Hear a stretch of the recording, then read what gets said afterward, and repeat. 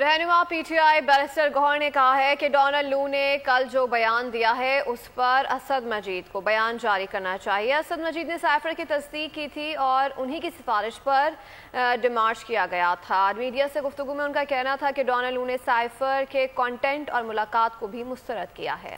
Donald لو نے جو کہا وہ جھوٹ ہے، ہم اس کی دوبارہ انکوائری کا مطالبہ کرتے ہیں۔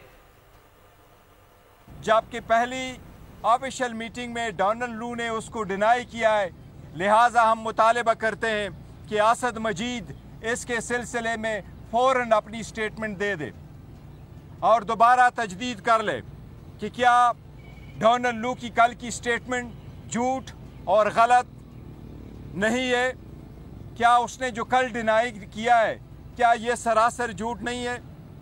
ابھی تقریباً 20 گھنٹے ہونے کو آئے لیکن اسد مجید صاحب کی طرف سے کوئی سٹیٹمنٹ نہیں آئی، اس لیے ہم اس کی ری انویسٹیگیشن کا مطالبہ کرتے ہیں۔ سبسکرائب کریں اور بیل دبائیں تاکہ کوئی خبر رہ نہ جائے۔